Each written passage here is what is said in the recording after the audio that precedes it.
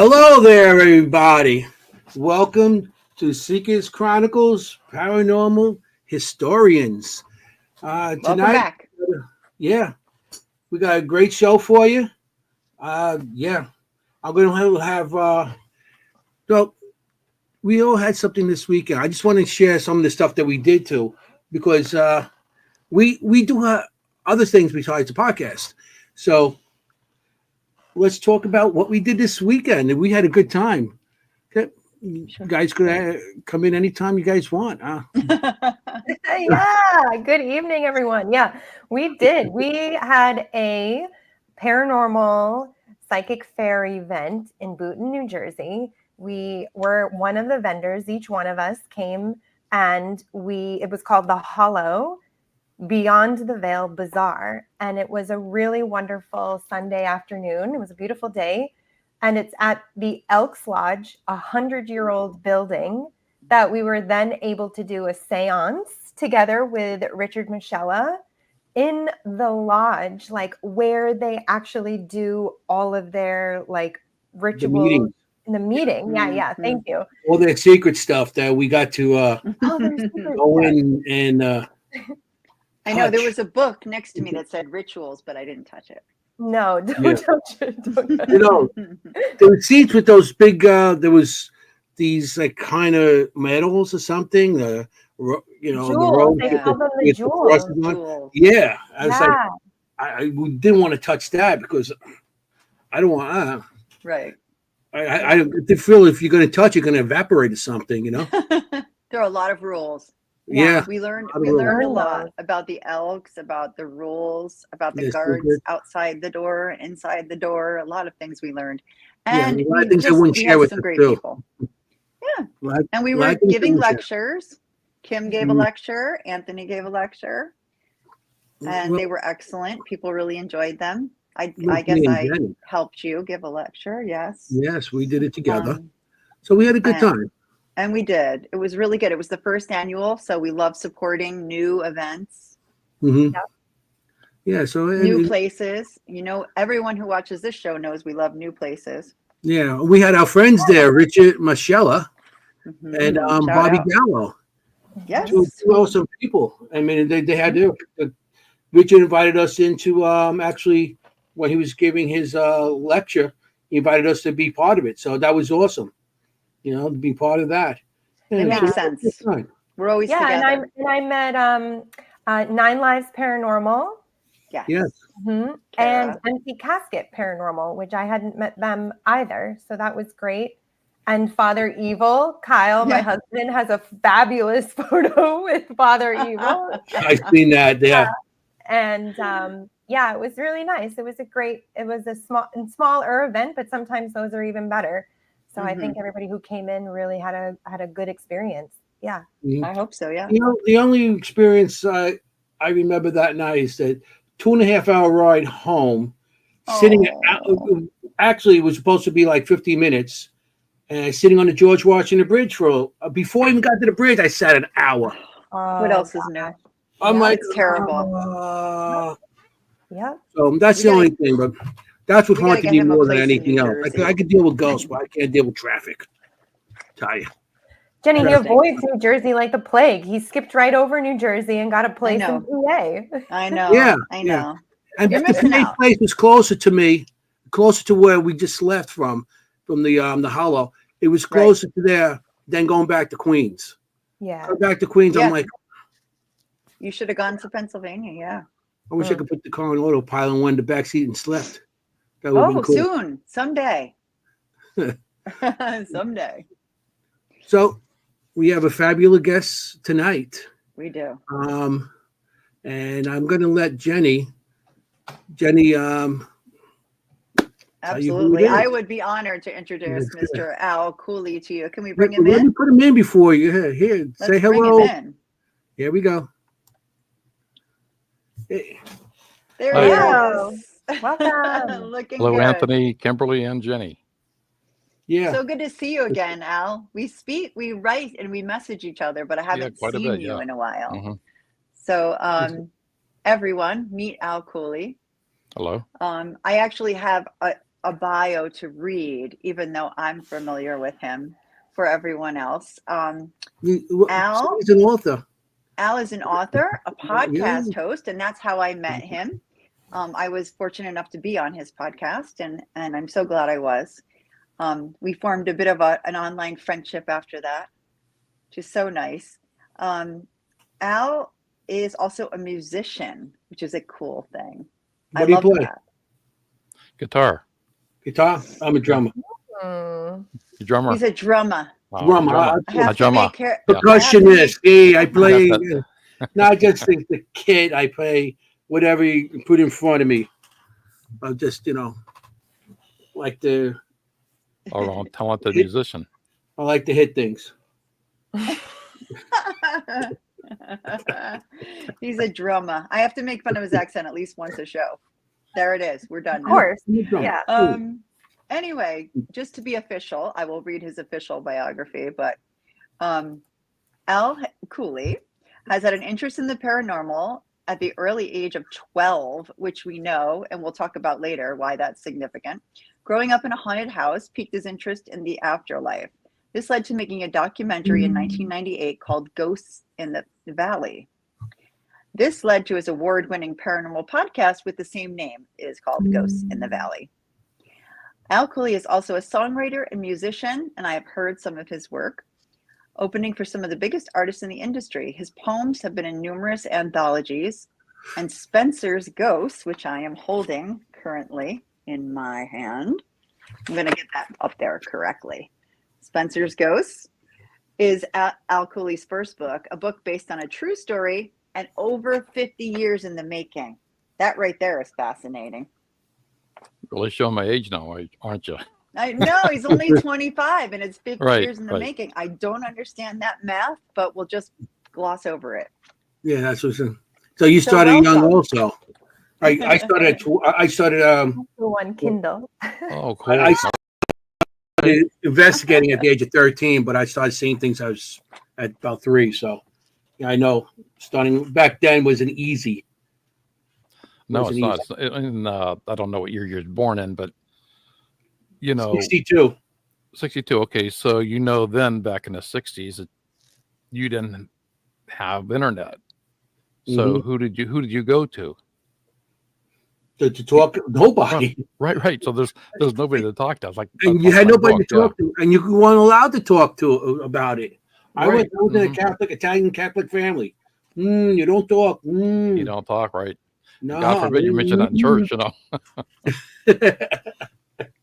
You're going to go straight to hell. You mention that in church, Yeah. Yeah. So it's growing up 12 years old, I never believed in ghosts or spirits or any of that, But it's when you move into a house, like, if you're reading a book, that's, that first chapter, that opens up the whole thing, because that was my first experience. That was my first time, Right. So that's so strange that just suddenly like that, you pull up to a house and you see an apparition in the window, the ghost girl, as you call her, in the window. And to explain, his book is actually based on your true life experiences, correct? So correct, right. Well, there's a couple of things in there because it is a fiction book, but I would say 80% is 100% dead on. Even my wife, when she's reading a book, like, did this happen? Did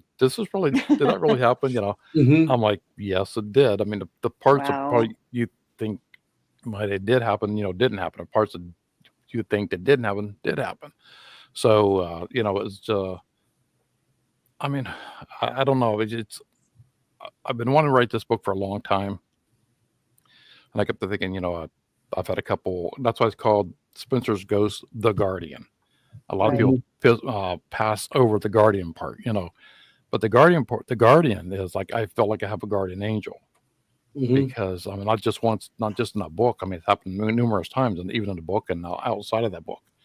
So I just say the Guardian, because I don't know how far you got into the book, or I'm done. Oh, okay, because there's a chapter in there about me being. I'm not yet. Okay.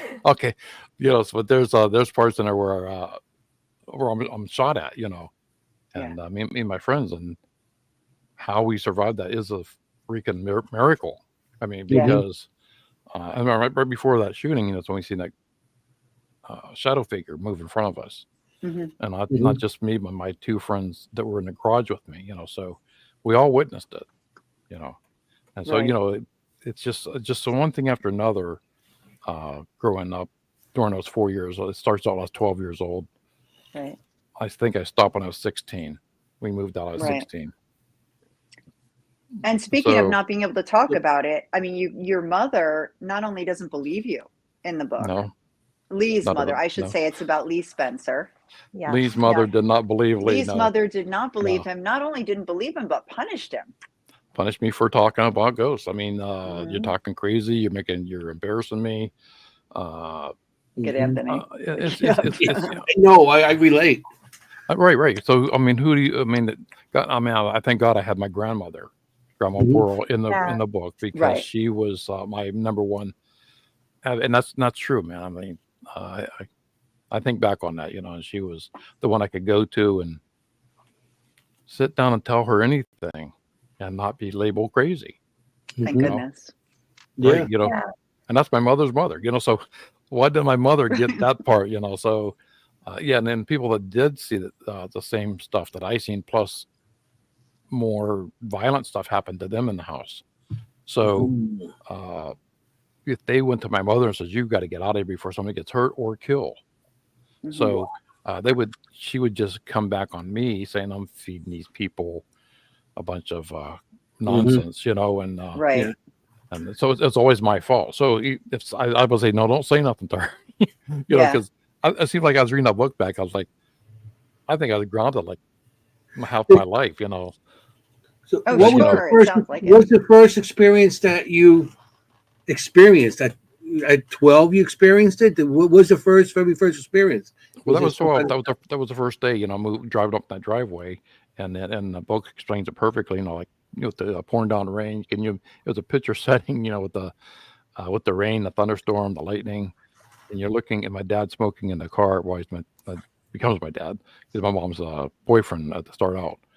And the car was full up of smoke. I'm trying to get the window down just a little bit so I can breathe. And it was through that window I could actually see her in the upper front window of the house. The way I was sitting, I would probably be the only one who could see her. And when I said that, my mom was like, because they were just there the night before and they locked up and nobody's been there since then. So how could she be in that house? And I mean, I can understand her point of view. Now you can. I can now, right? So when I went up the stairs, because keep in mind it's an old home, wooden floors. There's nothing in the bedrooms, plastered walls, And so when you talk, you hear that echo, kind of like bounces off the walls. Sure. So I just went like hello, with like an echo, and just playing around because I love that sound. Like I was in any Alps, Especially being a musician, you love that in the background, that that ambience sound, and when you play. So when she answered back, she answered back with that echo. And I'm thinking, okay, my sister came up the steps, because she's about the same age as me.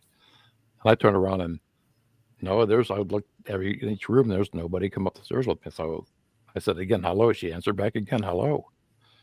I'm like, okay. So I went downstairs and I didn't want to say nothing again because I just got chewed out in the car for making up something, So Tommy in the book, he told me to go downstairs and change the light bulb. Well, I'm thinking to myself, great, I'm down in this dark basement and I'm already scared, Yeah. I'm falling off. I'm changing the light bulb, and I remember falling straight back,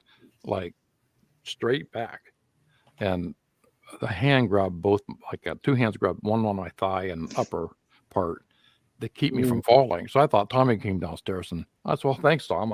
I looked down, there's nobody down there. No one there. Yeah. So that's when I ran like crazy up this thing. That's all day one. So day one. If that gives anybody like a whole setup of how the rest of the days go. That's day one in this house. Exactly. And nothing before that. And then day one is everything you can imagine. Right. You can imagine I'm 12 years old. So I'm like, I would love to. No, it's went to speak at a few conferences and places I've been to. People ask me that same question. Didn't anybody, else see what you seen? I said, not then, no. So I was like on my own, and later on in the book, my sister and I, she's seen it, and yeah, we got into a little argument because I'm saying I named the ghost girl Alice, Right. So my sister, I kept telling her, she's about 10 years old, and around that age. And when my sister seen her, she was like maybe 21 years old. Right. So she's not seeing the same person I'm seeing. So I said, you gotta get this right. It's just no, right. no, that's who I seen. So yeah, that was like the first week, and it just went downhill from there. Yeah, it does. Yeah. Yeah. And when you first saw Alice and your sister, based on the character Cheryl, correct? Right. Right. She said, no, I see an older woman. Did you immediately think there's more than one ghost, or did you? I mean, at the time, you didn't have the sophistication to say, "Oh, it could be the same person." Yeah, I was no, it thinking, sounded like you were like, "No, that's not my girl. That's not right, the girl." exactly, right. Yeah. And I'm thinking you got this wrong. I mean, I wasn't thinking like there's more than one ghost. Okay, I'm that's what I only wanted to thinking know. that she got this story wrong. She's not. Oh, okay. She didn't see who I seen. That's all I can get in my head. Okay. Now she's getting mad at me because, I'm not. I'm trying to tell her what she's seen, and she says, "No, that's not who I saw." Right. So the next day after that eventful, that was a really scary night. That first night with the pounding on the walls and the scratching on the walls and then there was a breathing in my ears, and then the footsteps up the steps. Like can you imagine like these footsteps going up a wooden stairs? Somebody with hard shoes on going up a wooden step. That's what it sounded like. But actually, it wasn't that at all, So when I seen the light go past my door, after those footsteps, after that breathing, after that pounding, my sister seen it because she was standing in her doorway. So that's when my sister seen her. So that's when she says who she thought she saw. Well, I told her just don't say nothing to mom and dad because the next morning I'm gonna be in trouble. But she just lost herself and told them what she saw, and I got blamed again, But you are in trouble throughout. I'm this always book. in trouble. Yeah, it's quite a coming of age adventure of trouble. It really is. It's very Stand By Me. Yes, very with adventure, but it was just like every chapter was adventure with that too, which I loved. So along those lines, Jenny, I have a question with that. Al, is so your sister sees it as a younger woman, and then your younger brother sees it as a nurse. So do you nurse? Oh, I'm gonna forget. Nancy? Nurse Jane. Jane, thank you. Yeah. So do you think the nurse is the same one that your sister was seeing? Do you feel like it's all three different? No, I think the nurse Jane was Alice. That's what I think, looking back on it. But it could be, because if she was a nurse, she had to be older. But I'm thinking back then, it was Alice. I'm thinking back on it now. Yeah, it could have been the older one. And I found out there was more than one ghost later on in the book as you're reading. Right. Yeah, because spirits can come to you at different ages, wherever they feel that you could relate to more than. Yeah, so they could come to you as a little girl, or your sister as an older woman, or something that they could relate to, or you could relate to. That's how spirit usually is. Almost like a shifter. It's almost like they can become already, the spirit. And, wow. But they don't have a physical body; they could become anything. Right. Right. Yeah. Wow. But it was, just when I was writing a book, I'm thinking back. I'm trying to think back because this happened 57 years ago. So I'm thinking, but I can remember, like then some that I was laying in bed, and I dreamt of an event that happened in the house, and I remembered it. I forgot about that part. So I go back down to another chapter because I forgot that part. It was coming back to me.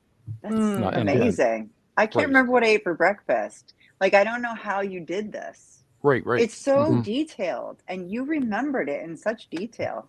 Yeah, I remember like the it's mashed potatoes. experience, Yeah, or the meatloaf experience and the like mashed that. potatoes and the peach slices. Yeah, I Yeah. know. And with It- the Cool and a Whip. Cool Whip. like And a The Cool Cool Whip. Whip. Yeah. We all had that. The peach slices like and I Cool know Whip with for me, dessert. because I draw my pictures. I draw. I do I'm a para artist, and well, things like people like, oh, how do you remember back then? And I could sit here and just remember. All of a sudden, it just out of nowhere, like, oh, now you remember. And then I start drawing it, and I draw with detail and everything. People go, how do you remember the detail? It's just there. Mm-hmm. It's just there. It's like you just put it in back of your mind because those experiences back then, you were scared and you didn't understand, and everything just goes in the back of your mind, like you're hiding it so you don't be afraid. Now you're not there no more, so everything just comes back out. It's just emptying out. It's like, oh wow, yeah, and then you can put it on ink, or I put it in my my drawings, and you can put it on paper as a story. So that's how I feel. Things that happened back then, you were so scared and you just hid it, and now it's coming back out. It's coming out now. You know. Mm-hmm. It's like the one part in the book. I'm thinking, and it brings me to a question of today. For all my guests I have on the show, I have to ask this question. Because it blows my mind. When we jumped the train and we were going to, not far from my house, we were just going to go like 25 miles. And our train went the opposite direction. So next 6 hours we're in New York. So but we got off the train. You're in Ohio. We should tell everyone. Well, I left in Ohio. Yeah. And it was we're going to go to Kent State. We had the Kent State riots in 1970. It's in trains. We used to do the same thing. Right. So I'm heading back to we went back to New York. We went the other way. And when he jumped off the train, we come across Boxcar. What are you calling Boxcar? Boxcar Baxter, Billy Baxter. So he was an older guy, an older black guy, and I'm looking at him, and he looked like a train conductor, and long story short, well, after we went into the train station, the terminal, when we're getting chewed out because they think we're a bunch of thieves and stuff, and we're just some messed up kids that got on the wrong train, Yeah. But, it's a great story. It was an adventure. Well, the lady was sitting at helping us out and waiting because the other kid's dad had come. Keep in mind, I had to drive 6 hours to get from here to New York to pick us up. So, somebody was very pissed. Well, he's really so. This lady, 6 hours to get angrier. Right. So she says, and they got mad at us. I kept bringing up Billy Baxter, Boxcar. Mm-hmm. And they says, what's up with this Boxcar? Because Boxcar died 30 years ago. Oh, wow. So when the lady brought out the picture of Boxcar was hanging on her wall, she said, is this the guy?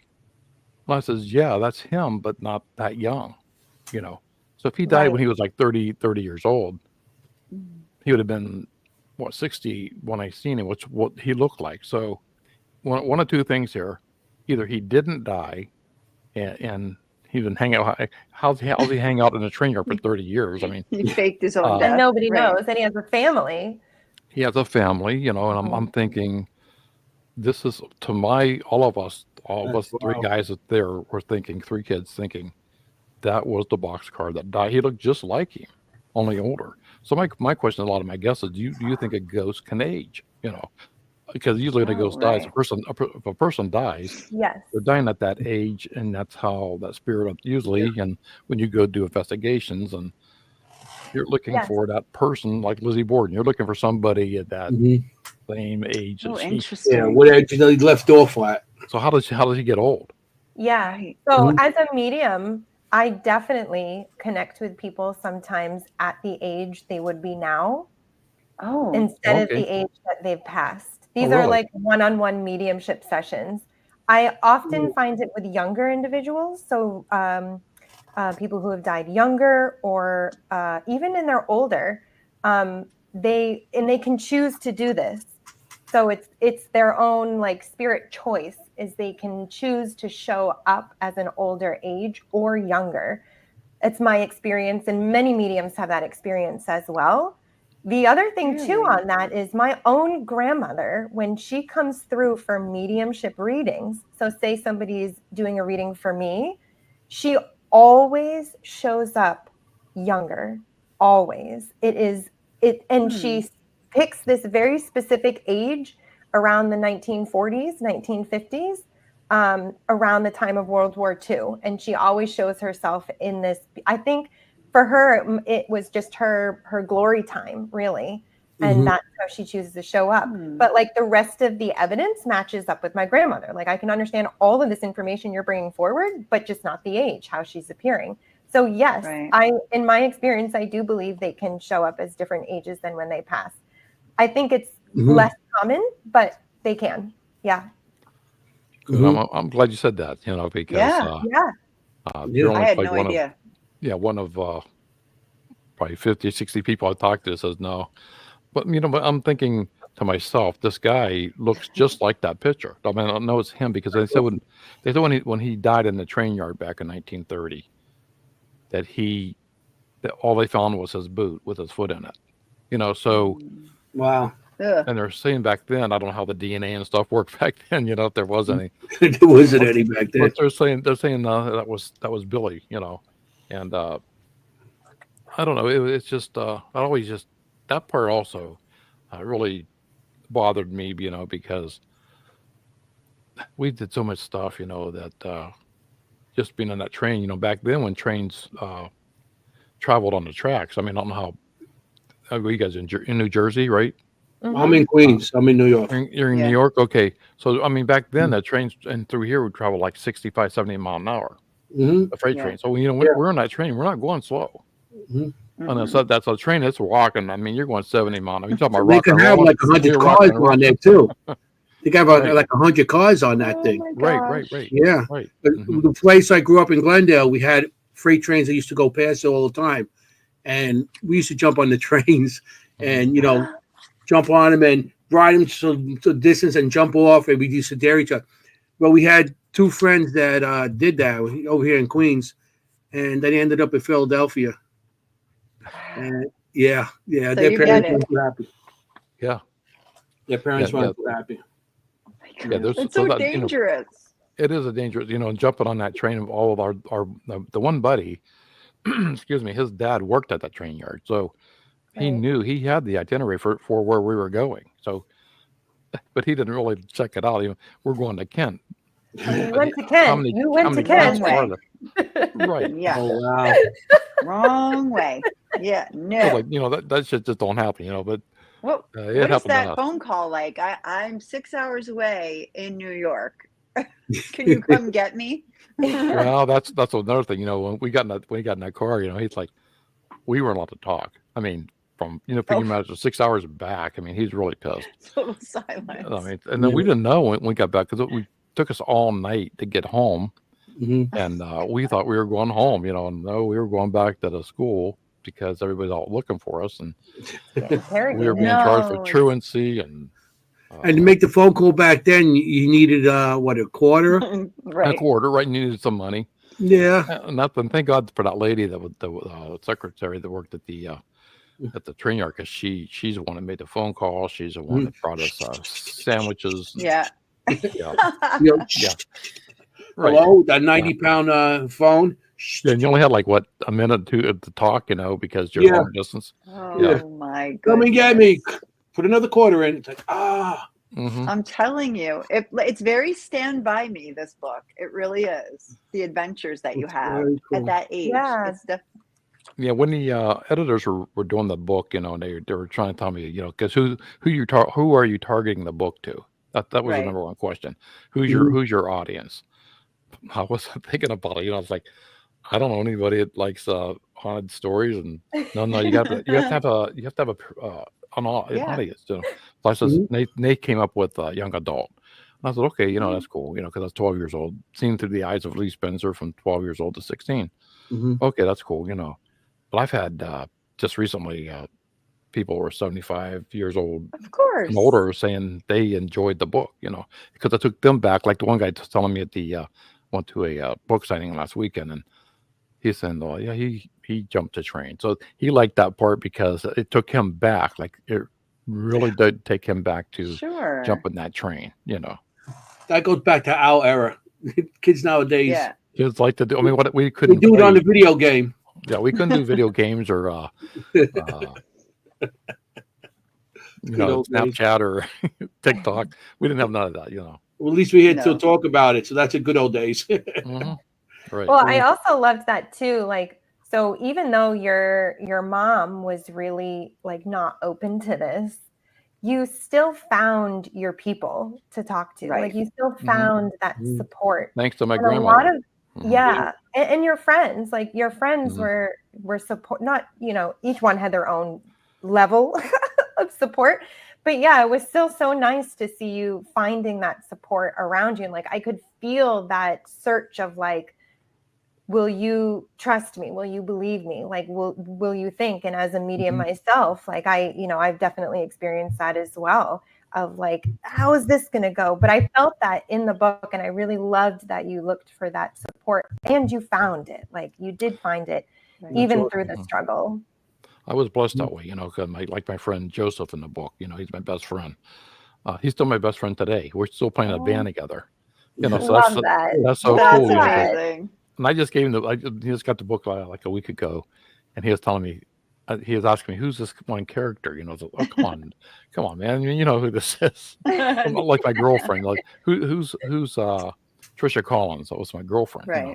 Right. But that's not her real name. You know, so he couldn't figure that out. I says, I only had one girlfriend, man. It was her. His memory is not as good as yours, Al. That's for sure. No. And But, you know, also, it's another thing. Tommy is That's another thing, is it never happened with him the whole time we were friends. right. And he was at the house. It never happened. So, Yeah. and there was True. like, you know, you probably know this, Anthony, you know, and you know, all of you really, that ghost spirits pick and choose who they want to connect with. Oh yes, Sure. yes. Mhm. So I've always said this before, you know, if you go into a paranormal investigation, you can sit there all night and not get nothing, you Mhm. know, or it'll pick Yeah. not you three, but it'll pick that other person in the room, That's right. Yeah. Yes. you know. Mhm. Well, I Mhm. also felt like the spirit had such a respect for you that it would automatically respect who you respected, which would have been your best friend and would have been your girlfriend. So it really Right. was like almost an extension in that way. Mhm. They're very related to your energy. That's spirit. You know, they relate to something that reminds maybe of their past life. You know, Mhm. and that's what they attach to. Your energy of maybe reminds them of something of theirs when they were alive. You know, maybe a friend or just themselves. So I feel that's a reason too, because I always have children and animals coming to me. Hmm. I always have that. A lot of children and animals when I'm places. So and I associate with them. Do you use like any trigger items? Well, I just got some by accident. God. Just in the Oh background no! when You I'm had to pointing. ask that. You had to ask that. Al. Thanks a lot, Al. We were friends. I just got.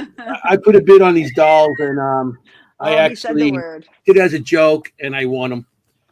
And so I figured Oh, that'd be yeah. great trigger objects. But yes, I do believe in trigger objects. So, you know, music boxes. I got the old crank music boxes, and I actually music.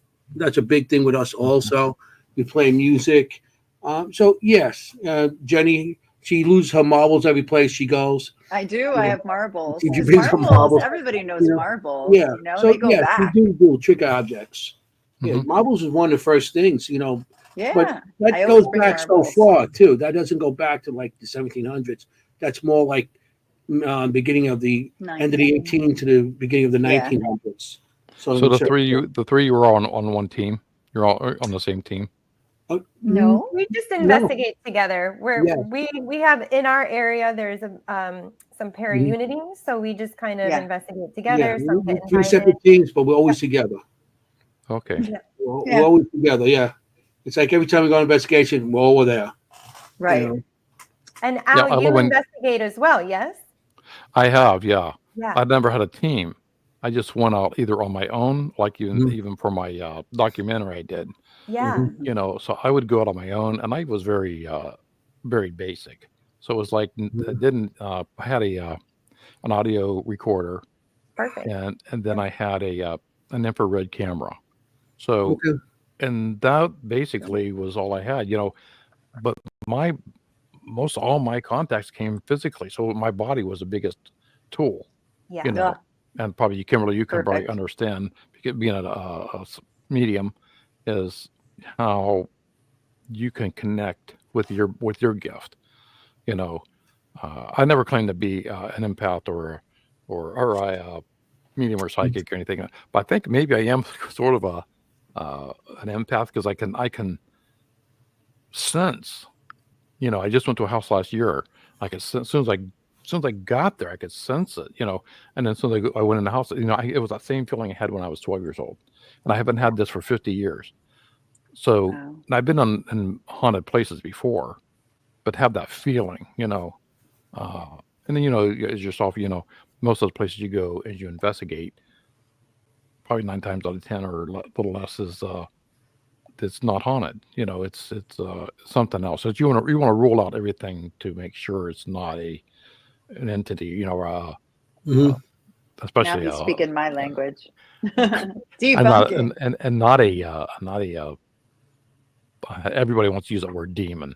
You know, and it's just really it's either a pissed off spirit or ornery or just you know. Yeah, misunderstood. Very misunderstood. Mm-hmm. Exactly. I definitely experienced the physical stuff. And one thing, I don't know if you've done this too, as you begin to kind of explore how you're beginning to experience this, is I always carry an EMF millimeter with me every time I walk around a location. And sure, it's to look to see, but I actually use it for myself. So if I start to feel something on my body, a response, a tingle, pain, coolness, whatever, I'll bring my millimeter over, and it's really just for me. Well, it's not really just for me. It is evidence, but it's helped me a ton tuning into how my body responds when I'm moving through the energy shifts. And that's really, you see me always carrying it around, and it's really just to confirm. Yeah. So I don't know if you've tried that as you're exploring how you're experiencing it. Yeah, I've done that with Kim. I've done that with a psychic with the my thermal camera, and it was weird because when she felt something coming, she was red, and she felt something coming. You could actually see the blue coming over and going around her, and she was reading the person, and I was at one of the Paracoms upstate, and I was sitting there at my table, and I just aimed it at her what she was reading, and it was like weird how the woman that she was reading in front of her, a blue came up over the and went over the psychic, and the psychic started telling her stuff, and I thought that was the coolest thing, and I did have a video of it, but I don't have it no more because that was so long ago. Everything was on the yellow V8 tape, all the V8. My goodness, yeah, the Super 8s and stuff like that. That's how long ago it was. Yeah, and that's when I did my documentary. I had the VHS tapes, and it was digital tape was just now coming in the market. So I had 2 digital cameras and an old VHS camera. Actually, it was the VHS camera that did the most work because the analog was getting better picture than the digital. Yes, you know, and I mean it's. I got a cabinet so much better equipment today, though. My cabinet back there is full of old tapes. I got the Super 8s, and then I got the smaller ones, or the smaller 8s. Kim's like, what? I got a question for Kim, though. I'm much older than you think I am. I know what VHSs are. I didn't experience. Do you know what 8-track are? Do you know what 8-track tapes? And I know what the rotary phone is, so I know how to use that. I am older than I look. With the neck, you see that? You're like, the ears go. I know. But no, I never got to use the 8-track. So when you go into an investigation, Kim, do you like to know the history before you get there, or do you want to go and open like a clean slate? I prefer to go in like a clean slate, which is it's hard to do, because you're walking into a building and you can already see a lot. So is it a really clean slate? Not fully, but I try not to read any signs. I try not to know any information about the location, which is kind of a shame because everybody gets the awesome history tour right when they walk into the building.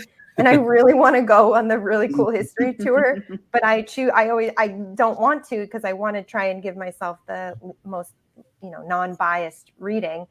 And then I try and go on the history tour after, or do all my history reading after. Yeah. Yeah. Right. Even like the pictures you sent, we gave to her, but she didn't know what the pictures were from and everything. We let her read it, and then we'll make information on it, whatever. Right.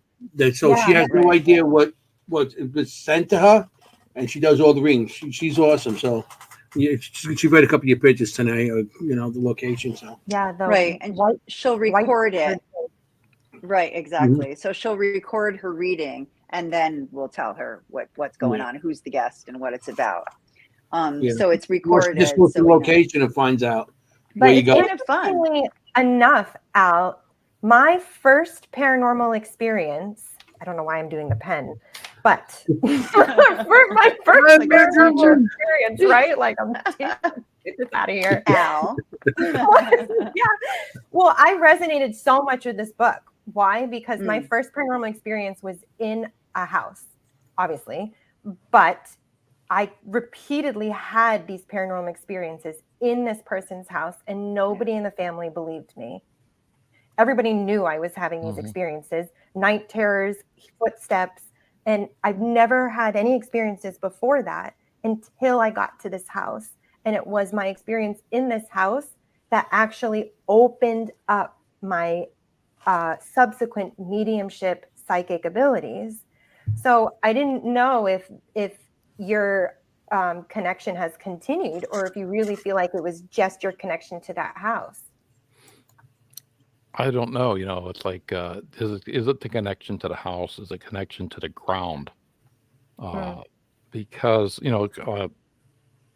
even to this day, even though the house is no longer there, and I'm only like 15 miles away. So if I travel past that area, which I have recently, I still get the chills. I mean, because it's so there, and I've had a medium there to go there, and she senses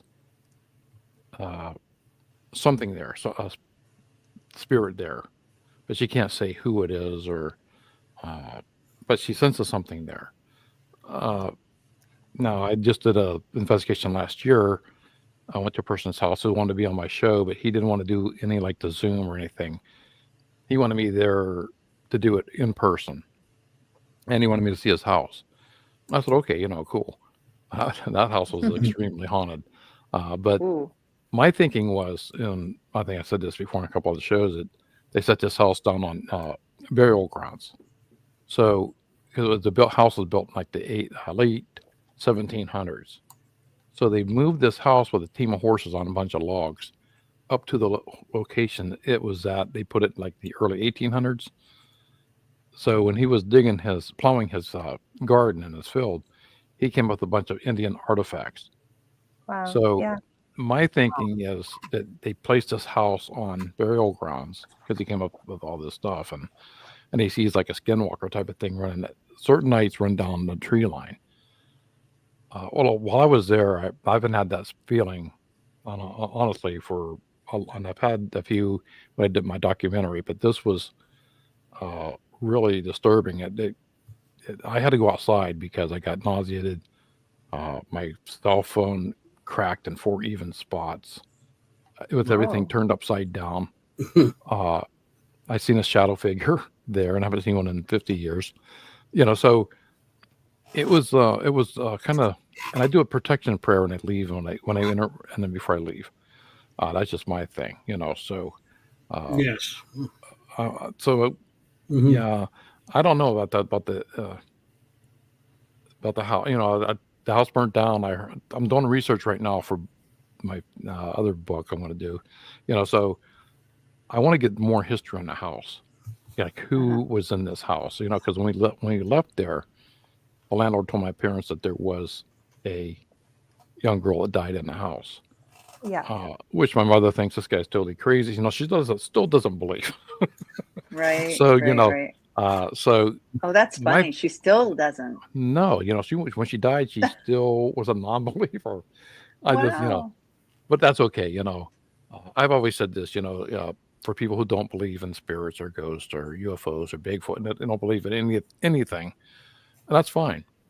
Mhm. That's my thinking. You know, I'm not telling you like it's some person asked me last week, is there any blood and guts and gory stuff in your book? I says, no. Well, If you're looking for that, you got to go get There's something blood. else. Yeah. You know, there are injuries. you know, Yeah. no, was none of that. You know, but my thinking is if you've never experienced anything like cancer or Alzheimer's or in your family, you know, Right. you really don't know. I mean, you listen to somebody, okay, yeah, that's too bad, you know. But when you experience that, Yeah. so Mhm. when you experience a ghost, when you experience a haunting, it changes you, man. It's It like, changes you. uh, Absolutely. you know, Right. and I say God bless you if you haven't had any of this stuff before. God bless you, you know, because I applaud you, really, I do. Mhm. Because I didn't ask for this. When we moved out of the house, I never asked to live into a haunted house. Right. I think that really, when you say it piqued my interest, yeah, because I went on and further on, I made a documentary, had my own video company, and uh, started writing a book, and my podcast, you know, was based on paranormal. So, Yeah. but I stepped outside just spirits and ghosts. So, you know, so I'm now learning myself on UFOs and Bigfoot and Right. the Fae and doppelgangers and, you know, anything paranormal. Yes. So, Mhm. and I love that.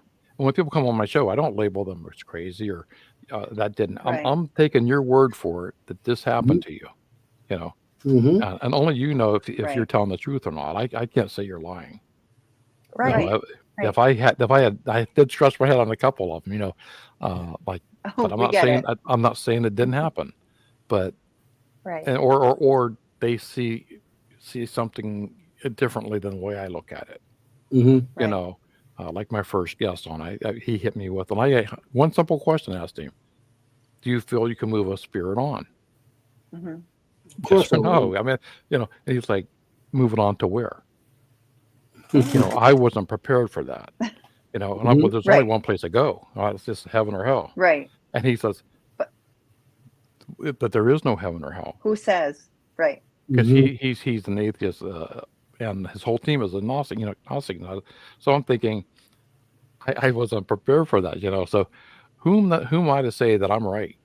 Mhm. You Right. know. Sure. Yeah. Right. So I mean, because Right. if you now I feel that I'm getting more experience on listening to my other guests and everybody's coming on. Mhm. Or you're moving a spirit on, but where are you moving on to?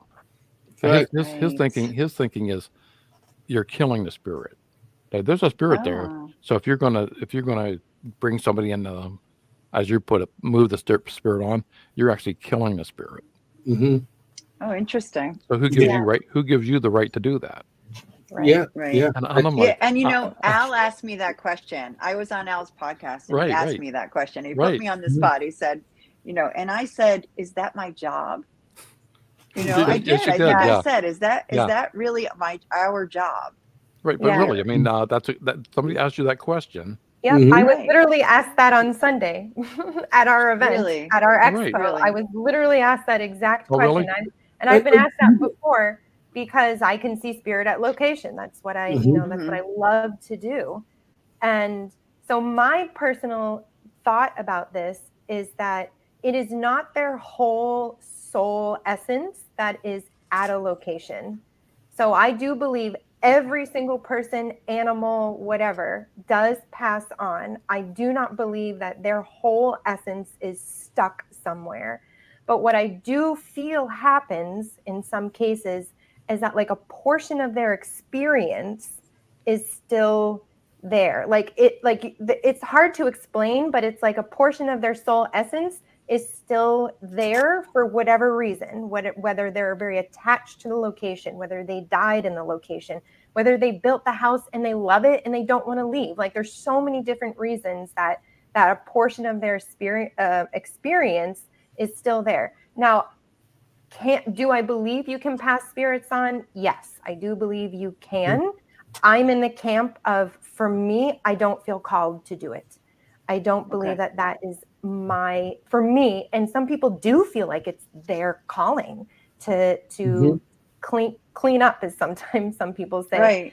But for me, I don't feel like that's my calling. And I don't think there is a right or a wrong about it at all. It's, if you're feeling called to it, then you can help. If you don't, then that's not for you to do. So you don't think it's your job either, pretty much. It's like I said. I feel like it's my job. It doesn't feel like it's my job. It's not my calling. It's not why I'm here. Right. Right. Yeah. But it may be why somebody else is here. I do believe that some people feel really called to do this, and that there are some spirits who may want that, but they're still sovereign and they can choose not to. I don't believe that you can like twirl them up and then they're just gone. Force them to go. Right. Well, the whole thing is there's other religions. So we believe in heaven and hell because Catholics and, but there's other religions that don't believe in heaven and hell. They believe in some kind of paradise that they go to. Every religion has their own ending and where they're going to go. All right. So as a Catholic, and we're going to go cross somebody over, or we're going to cross them over. But how about if the person's not Catholic? Right. Where you crossing them to? Yeah. Plus, you're Catholic. I mean, you have purgatory. So purgatory. That's what. Purgatory. That sense of you're still here. I mean, and how long does purgatory last? That's right. You don't know. Different. I had Bishop Long on my show, and he had mentioned about. I had a question like, I always thought the Catholics didn't believe in cremation, and he says, no, that's not true. I mean, you can cremate, but make sure you have all the ashes together. Oh. And I don't separate it. Yes. In other words, you don't give your brother to have your mom's ashes in his necklace, and your sister has some, and you give the other some to your other brother. If she's scattered all over the place. I mean, it's kind of, I don't want me to make a joke out of it, but it kind of makes sense, because I was in the Erie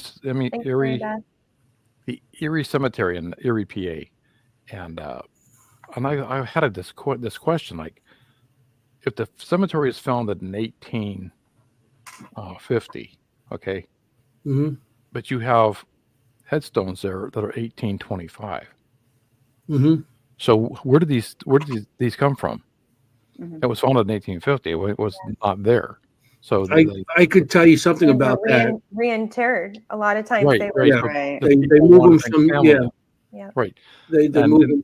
And if you didn't bring the whole, like say Uncle Chester's whole body, he's missing a finger, a foot, or a hand. Yeah, I got you. Or a and foot. According to a lot of these people that work the grounds crew at the cemetery, I was talking to one of them. He said that most of the sites that are active are the sites that they moved the other body in. Interesting. Yes. So that's really true. Yeah, that's a myth. I mean, people tell me all the time. I grew up, and they know, I grew up around 9 cemeteries as a kid, and the cemeteries that were back then. Were built because in Manhattan they made a law that they had to exhume all these bodies and put them somewhere else because they couldn't have them in their backyards no more, and the only ones could have them were the churchyards. So all these bodies were exhumed. So this activity, and as they brought it over back in the 1800s, they brought them on from Manhattan. They had to bring them wagon and carriage. So all the bodies are bouncing around on the wagons, being horse and carriage, and then they had to put them on boats to send them over to Queens, and then they had them on horse and carriage again and get to the. So by the time it got there, it was wooden bones scattered all over these carriages. So they used to make mass graves and just take the tombstones and put them there. This cemetery right by my house is like that, and they used to put the tombstones there, and now you got a pile of bones that are buried, and then you got all these tombstones all over. So I find cemeteries active. I like I said, I grew up in them. I used to see spirits in them all the time. And I have a lot of people say, well, that's where the body rests. They're not even with the body no more. Nah. I find that, a lot of these churches, like these old churches, that, you can bury the body on the church grounds. I found those to be kind of active because, if you have a person that's buried in, say they want to be buried up underneath a maple tree, well, then somebody that's a prominent member of that church got the money, and there's they're like this high up in the church, well, they want to be buried there. So I found that sometimes they either put the body on top of the other body because they're so long. They're finding out now statistically, a lot of your family members don't go to the cemetery after 20 years. So now it's even less. Even just checked it this morning, it's like more like 10 to 15 years. So a lot of these cemeteries that they just let you see that's overgrown. Nobody's been there. Nobody's visiting. So in Germany, they're doing stuff now where they lease the ground. They lease the spot. They lease it. So they can move it. I mean, if nobody's gonna be coming there, I mean, you're gonna be put on top of that person. Not recommended. Right. I found out that I take that stuff serious. I mean, I do. The more I've been investigating this stuff, and especially these old churches that have the grave, they call it a graveyard on the church property. And like my family in Alabama, the Coolies in Alabama, they got spots up on, how they buried their family on, if you got 200 acres, 100, you're buried up yonder past that hill, and I remember as a kid, seeing that, going up and seeing my grandfather's cemetery graveyard, and I'm like, there was no, I mean, there was, you didn't get buried in a public cemetery, so it was either you're buried at the church, you're buried at home. I'm sure they have little graveyards for if you want to go in there, but it usually costs you money. You can bury yourself, you bury somebody else right on the family yard, and back then things were a little different. A little different, right? A lot different. A lot less laws with resuming, with burying bodies and stuff like that, and movement of bodies, and so a lot of different laws now with moving bodies. It's easy. That's why today a lot of people getting cremated because it's easier to, get cremated and put on a shelf somewhere. I went to one last year. Was a green burial, and I'd never seen that before. So that was different for me. So you're going back like the way the Amish bury. Just in a cotton shroud or nothing, or a pine box, something that, and I like the green burial sites because you're giving back to the earth, Sure. And I think the Indians had it right all along, I was just waiting to bring them in. I was too. Exactly. Well, cemeteries and burials have been a ritual and a sacred space for thousands of years. And though that kind of tradition and association with an event or the space and the land, and that kind of memory train with all of that is very powerful. And it's not really recognized as in that way all the time. But we were bringing up that this person's house was likely could have been on a burial site. And yes, I do experience that these burial places where people have been buried tend to have fairly intense energy. And it's not energy that you can just go in and just do a sage or any kind of prayer. I mean, they're with that land. So you remove the house, it doesn't matter. It's still there. I do find that burial places are very powerful. And Anthony, to what you were saying about like how you find cemeteries very active, I also find it's because, again, it's an anchor point, right? So their experience of their body, and some people have stronger connections to their bodies than others. And those people, those spirits may be more likely to be in the cemeteries than others. Some have less connection. So yeah, I agree on both of that. Absolutely. Al, where is the home? How, if you can say, how far away from you would that home be, or how close would it be to like in Newton, where we're going to talk about? I'm in Newton Falls, Right. and the house was in Warren. Warren is right next to Newton Falls, so it's probably 10 miles, maybe 10 to 15 miles. Because I looked into the area a little bit in the history, because this is a history podcast. So I looked at a lot into the history of your area. And I know that I learned that there were 5 or 6 Native American Indian camps in the area, right? Oh, wow. Yeah. Yes, and the trails, I guess, they used to go to the salt springs. Do I have that right? Salt Springs Road and Salt Springs. Yeah, right. Mm-hmm. Right. So there were salt springs. I guess they used trails to go there, but there were 5 or 6, Native American camps in the area in the early 1800s. There was. So very well could be. And I was just going to get to that. My book, when I was researching it, the City Hall, a member of the City Hall told me, excuse me, that my house, that house we're talking about, was built on Indian burial grounds. So that whole area. If it is an Indian burial grounds, it's some type of burial ground, because we're also known for very active in the Underground Railroad. Now, last week when I was doing my book signing, we had a ghost walk in Warren, and how ironic is this? I mean, I'm at the ghost walk, where I'm sitting at the First Presbyterian Church. Right across the street is the log cabin that's in my book. Across that is the courthouse, right? If I'm looking straight to where I'm sitting, I'm looking at the embankment that we went down to the river. So behind the log cabin. Now at that Presbyterian church, and a lot of people don't even know this, they lived in that city for their whole life. There's a tunnel that goes from that church underground to the river. Oh wow. And that's how they moved the slaves back in the 1800s. And there was a lot of death in that area. So up the road a little bit, you could probably, I took one picture, it's, a house with a kind of yellow house next to it. It's not in the picture, but that's the City Hall. The City Hall was very, very active. All that land between there and the river is very active. You go up maybe 200 yards further up the road, there's a American Red Cross. Behind that is the Pioneer Cemetery. Now, to this day, the people that put on it was the Trumbull County Historical Society put the Ghost Walk on.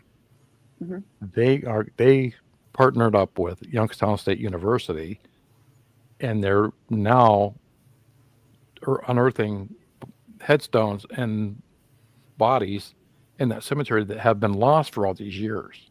Wow.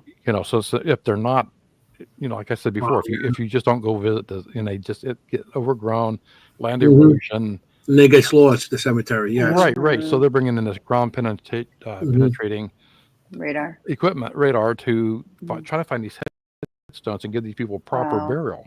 That just blew my mind last weekend. I'm sitting there, I got a little bit teary-eyed. What's the setting of your book, Al? This is it. Right. Yep. I use my hands a lot. Sorry. Yep. Right here. Yeah. So nobody uses hands here. Hey. Oh. No. Hey. None of us uses hands. I mean, literally, you can just point. What's your setting of your book? Well, that and this, and that's so cool. Right. And I was looking at. I'm talking about the book, and she says, "What log cabin are you talking about?" And I says, "That one." That one there. That's so cool. But that log cabin's not the same log cabin from 19. As a matter of fact, that one. But they rebuilt the log cabin. Yeah. You said a river about 15 times in your what you just said, and I really can't overlook water as such a thing that people think is a conduit, for spirit energy and things like that. How do you feel about that? Do you feel like and we're going to talk about bridges, so it's a little bit of a segue. I believe, well, let's get back to when I was a little boy, and we went on a vacation, and I think I might have told you this story before, Jenny, whereas there was we came across a Indian little encampment, and they had stores, and they were selling trinkets and all. I remember I was like 8 years old. Mm-hmm. And this old Indian is sitting on the front porch, and I kept watching him taking a spoon and just dropping his coffee into this tin mug. Yes. And I'm like, what are you doing, man? He says, I'm getting the evil spirits out of the coffee. Every living thing has a spirit, you know. Wow. Wait. And I do that to this day. I take my, I'm not get my wife doing it. So he takes a spoon and takes it out. Says, "I got the evil spirits out of my coffee." Right. So it's like he says, like, you know, the wind, the trees, the plants, the grass, the water. It's all energy. It's all spirit. It's all you know, and I think that's getting back to, you know, getting it right with the Indians. Is that's where we separate, like, the spirituality from Christianity. You know, who's to say that my God's not the same as your God if you're a Muslim? I mean, who's to say that we don't have the same God, or that we don't serve the same purpose? You know what I'm saying? So that really played something on me as a little kid, and then before I retired a few years ago, this old gentleman I work with, I was going through the shop and he was doing that with his coffee cup, you know, taking this and doing it. I says, I know what you're doing. He says, "Oh, no way!" And he must have been shocked that you knew. Here he says that you're getting the evil spirits out of your. He says, who told you that? You know, some old Indian. I'm gonna have to do that. Al, I'm gonna have to do that. You send us some pictures of the, some pictures of a drawbridge. I mean, covered bridge, right? The covered bridge. You want to tell the story about this? I know that you wanted to give us a location. Is this one of the locations that you have a lot of experience at, or just start showing the pictures? Let's go back to, I don't know if it's a picture of the one in Hermitage, Pennsylvania. You sent two pictures, two different ones. We have this one. There's two different covered bridges. There's two different bridges. That's the same bridge. That's the same bridge as the picture I sent you. Okay, because I don't know which bridge is which. Just show us. I'm sure Al can tell us. Okay, this is the I got the first thing. That's the marker for the covered bridge. Okay, this is that's the covered bridge. That's from the marker. That was built in 1831. That's in my town, Newton Falls, that I live in now.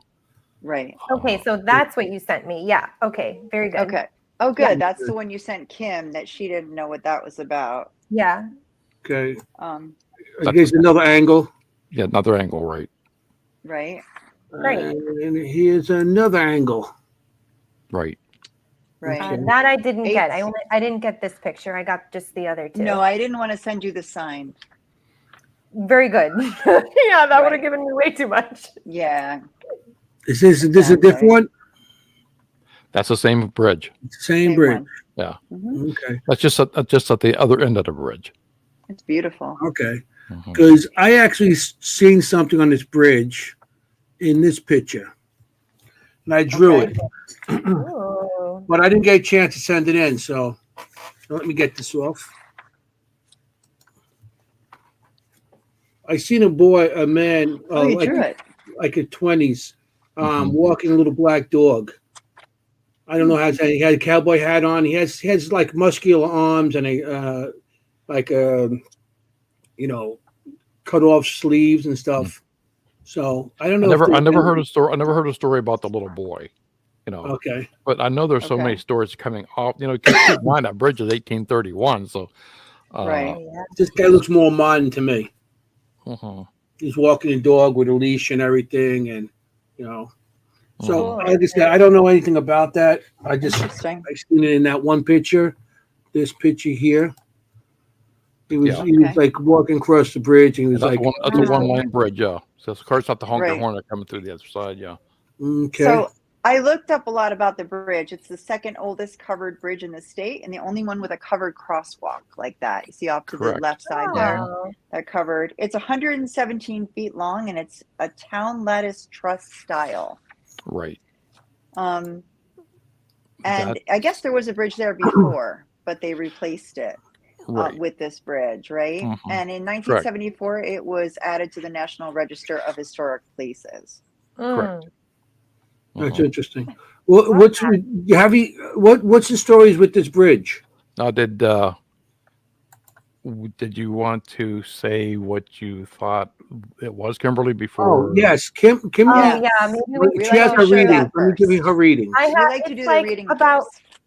5 minutes, but it's in 3 different clips. So why don't we do one clip in each? Okay. Yeah. Yeah. And now the Ohio. And I'm assuming this is the order. So, okay, here we go. I'm assuming this is the order. I'm going to go first. One. One is first. Okay. There's no one. There's no. We got it all figured out here. No, there's no number 1 on it. Okay. There's no. It just has episode 3, White Cover Bridge. Okay. Does it say Amish? No, this say nothing. Does it say the okay, size? you might have made it too long. No, I did it in 3, and they were labeled. Okay. I'm gonna. This is one with your beginning, I think. Okay. All right.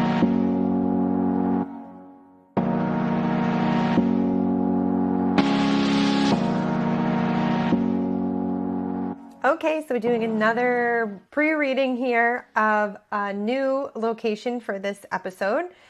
And for our guest here, this is the picture. I was sent 2 different pictures. This is a white covered bridge here, a white bridge over water. I keep feeling some kind of connection to Connecticut. And at the same time, I'm seeing Amish carriages going over this with horses. I don't know. There is a connection to Connecticut. I don't know what it is, but I'm also placing this in an area where there would be farming and the Amish. So it might be very close to Pennsylvania as well. I don't know why those 2 are not making sense. Maybe in the history that does make sense. To Amish milk, they're saying like milk. Amish milk, so I don't know if there's a milk stand nearby or you can get raw milk. They're even saying that. So Amish milk and carts going up and down this. Well, that's interesting because we have a big farming community around here, and because we're a village. I mean, I wish I knew more about Newton Falls. I mean, I've known Newton Falls my whole life, but I've never had the history of Newton Falls because I grew up in Warren. But what I do know about Newton Falls, I'll have to go back and research this. But I think you're right on Connecticut.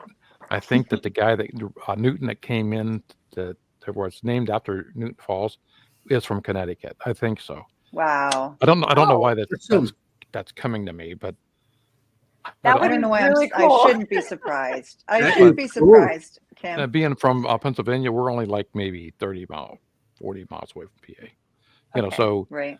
We're the county next to Pennsylvania. So. Gotcha. So cool. How do you pronounce the name of the river that it crosses? Mahoning. That's the same river that's behind the log cabin in Warren. Oh. Okay. So when you read about the river that we went down and is this the river you're talking about? Yes. There's a lot of bridges. A lot of covered bridges. A lot of bridges in the area. A lot of bridges. Actually, there's like three in Newton Falls alone. So right, exactly. I studied the history of Newton Falls, and my gosh, it's bridge after bridge, and bridge gets replaced with concrete because the railroad that goes over our roads is overhead. So you're going under that bridge for the railroad. Right. So there's probably 3 or 4 of those. So there's a lot of bridges. Yeah. That's so cool. So cool. Yeah. A lot of bridges that got progressively bigger, or they started as just a log bridge and then became a covered bridge, then became a concrete bridge, that kind of thing. Mm-hmm. There were, you had ice and floods and tornadoes there and everything. I didn't know that. A huge tornado in 1985 was massive. Yep. Yes. And it was an F5. So that's the biggest you can have. And I think there's top wind speed around 300 miles an hour. So when that sucker came through this area, and it started in Ravenna, which is our big camp up the road. It started there, and it moved through Newton Falls, through Lordstown, through Warren, Niles.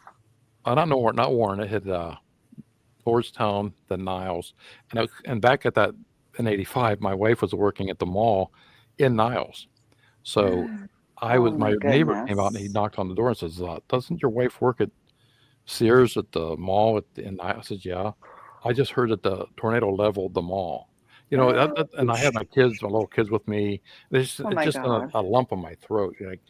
I probably was stupid, and probably wouldn't win Father of the Year.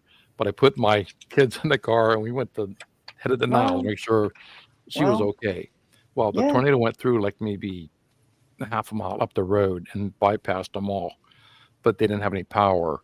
It was devastating. We had like maybe 10 deaths in that area alone. It was massive, and it's just amazing that tornado did not take out the covered bridge. But it did need to be repaired. I found it had to be repaired. It took off the roof, the sidewalk, the roof of the main roof. But and they covered it with metal. But they covered it with metal, and there was bowling balls all around the town because we had a bowling alley. So can you imagine a bowling ball as a projectile at a 300-mile-an-hour winds? So it's like a cannonball. Oh, right. Mm-hmm. Oh my! So God. that was a massive. Terrifying. We lost half. Sorry, I brought it up. Newton Falls is That's awful. very fortunate. Well, it's part of the history. It's a very significant part of the town history. And our zip code is 44444. No. Stop it. It's called the town was zip. It isn't. When I went to do my change angel numbers. Spectrum from Warren to Newton Falls, and I told the guy, he's like, "What's your zip?" I was telling him. He put me on hold so he could check to see if there's any other places in the United States with the same numbers or straight numbers. There's none. Wow. So I thought that was pretty cool. Somebody who did that cool. gave you that number stutters. Oh, don't be mean. It could be. I'm not being mean. I'm just, I'm not trying to insult anybody. If anybody gets offended in the audience, I'm sorry. That's, but now getting to the story on that covered bridge, though, the one I was told the most of was, as a matter of fact, I had a podcast an episode released today, and it's on the covered bridge. Yes. So, what do you call it? Crybaby Bridge. Crybaby Bridge, because now my friend just told me this the other day. Coming up. Okay. Yeah. Yes, so you could hear the baby, after midnight or usually after dark, So I went there just past Sunday, and on the recording on today's episode, you can actually hear the thunder and the rain. The hail was hitting that metal roof above me. Right. It was coming almost sideways. I was getting pelted, so I got to and I had my wireless mic tied to a string, going down about 20, 30 feet, so I could have it above the water.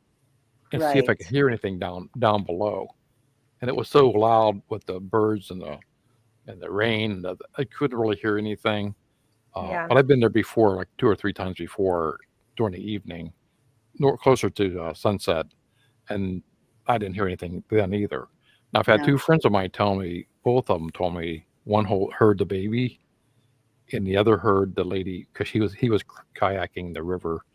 And he heard that lady screaming out, "Save my baby!"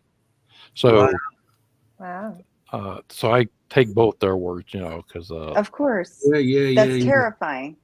That's awful. Mm-hmm. Now, is that a common Amish story? I don't know where I'm getting this from, but I feel like that's a common Amish haunting. And that's Crybaby. Well, there's crybaby bridges everywhere. I've heard this before.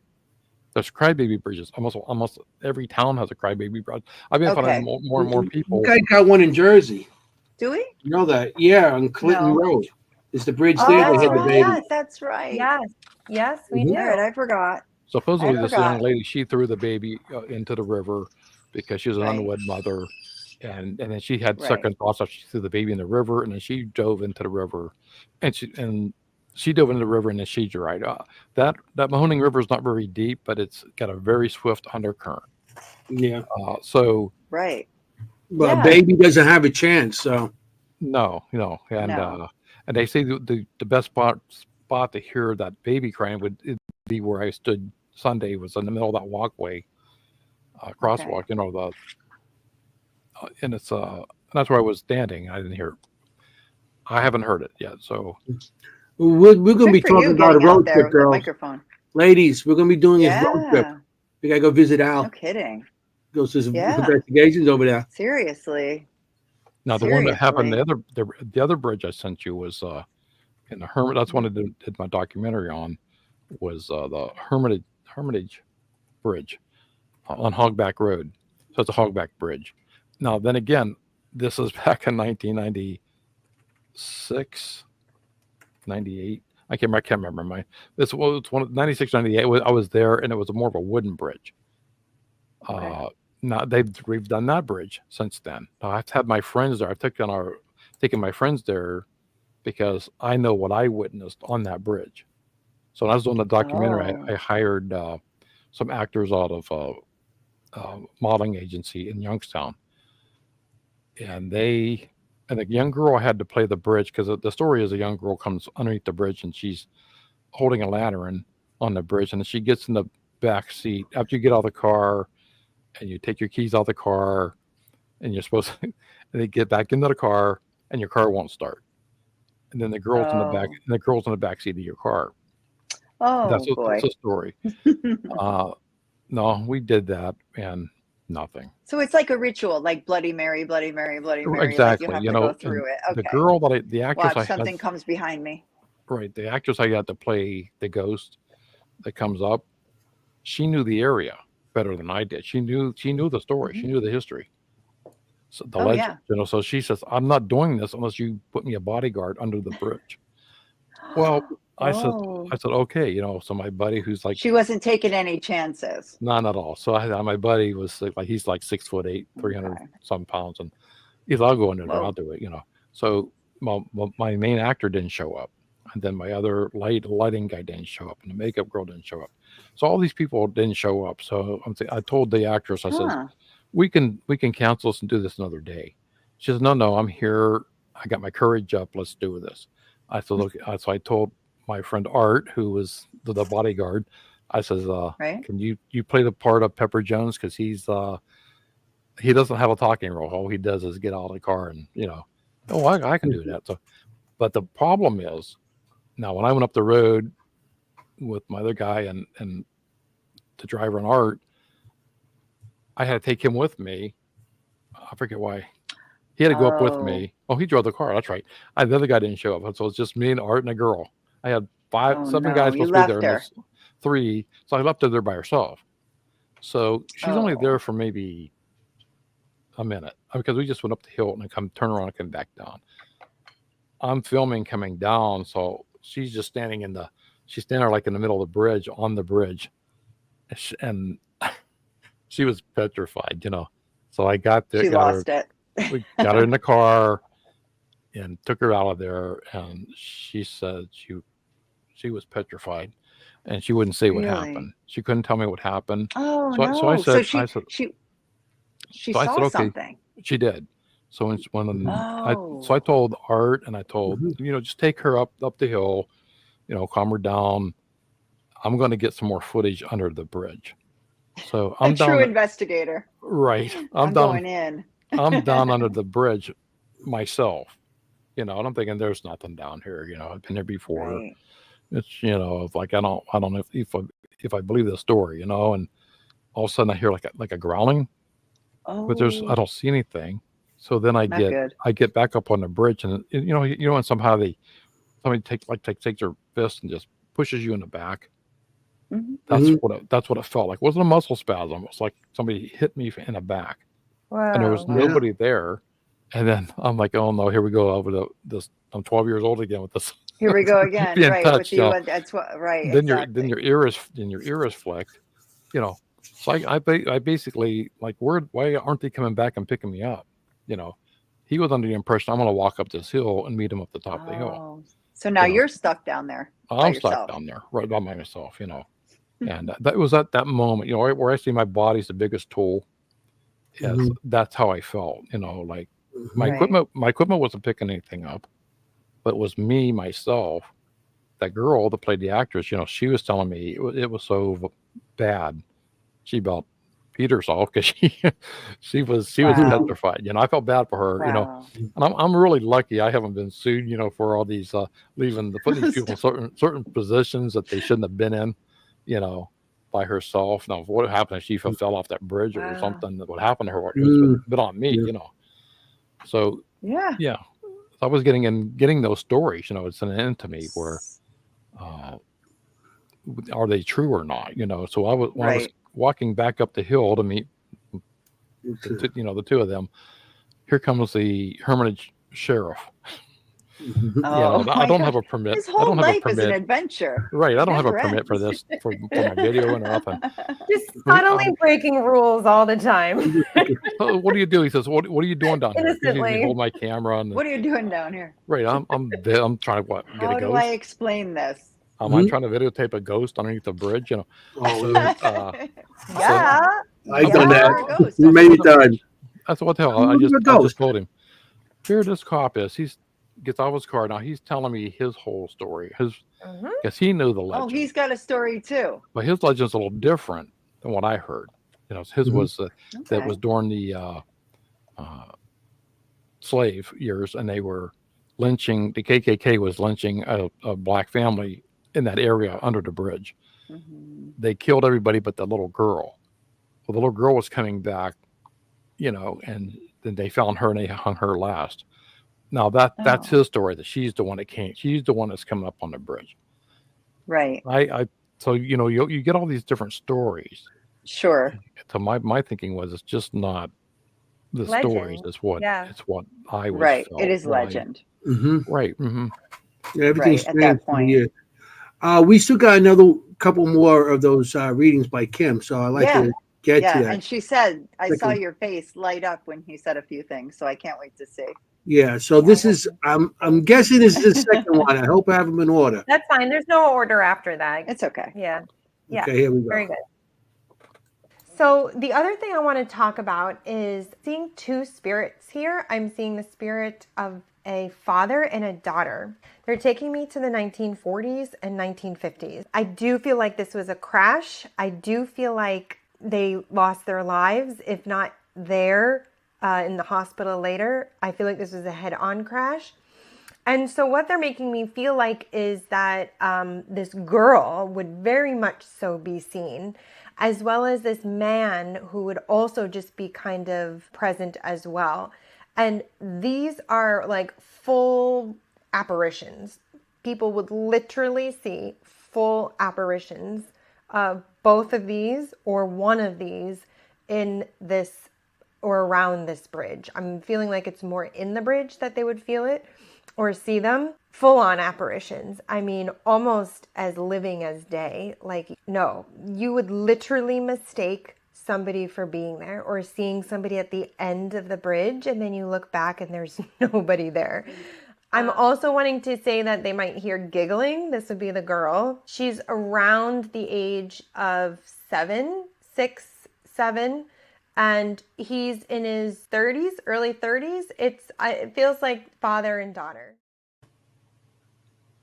That's interesting because one of the other stories is an Amish family going across the bridge. Father and daughter. He actually killed the daughter and threw her off the bridge. Wow. That was one of the other stories for the Hermitage Bridge. So I was. There's so many there. I mean, and when I put out in the news, because we didn't have, like I said before, we didn't have Google or so how do you look for your story? So I put out ads in like Pittsburgh newspaper, Cleveland, major newspapers. I'm looking for true stories in the northeastern Ohio, western Pennsylvania.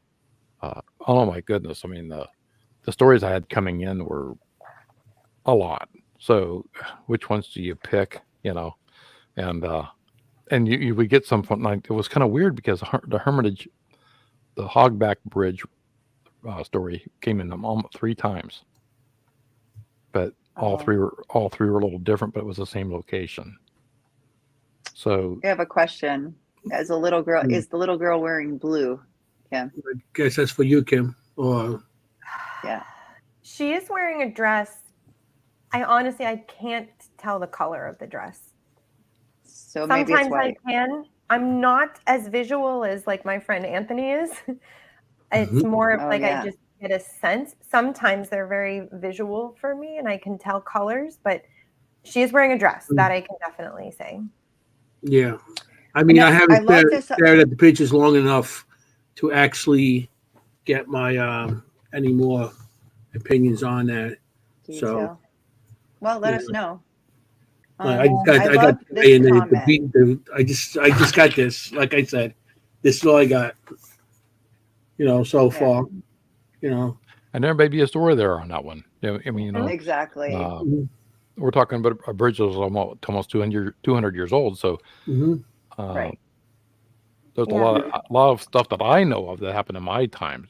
So I mean, with the a car just went out there on that bridge a couple of years ago and took out one of the truss supports. So it was nobody could walk across a bridge or drive across a bridge for a couple of years. And so. Anthony, did you get like a feeling of what era that would be? Like 50s, 60s? This to me seems more modern. Yeah, just the way he's like dressed. 80s. Baseball cap and maybe 80s. Interesting. 90s. Because he has like that. What the Italians call the wife beater shirts. You know what I'm saying? I know. The tank top. Wife beater. My husband called it that. I'm like, don't call it that. it's all hey, you got the old white beater. But but we all can picture it. It has the shirt on and blue pants. That's a good question though. Yeah, his shirt was white. It is. And the dog was gray, and to me, it looked like a Schnauzer type of dog. A little hairy dog. It could have been even I don't know. Those little hairy dogs. I don't know those dogs. You're very good with animals. He's very good with drawing and sensing animals. Yeah. So Kim's a little good with animals too. She's a veterinarian. Would you consider like animals have a very good sense of, say, paranormal or spirits? Very good sense. Yes. Because I knew in my book we have the dog in the book. Yeah, we talked about the dog earlier today. Look at the face. Don't give it away. Don't give it. Don't give everything away. Yeah. Don't give because it away. there's so much about giving. Read the book. Read the book. Right. Read the book. Read the book. Pierre the dog. Yeah. Pierre. Read the book. Is that Pierre's real name? Yes.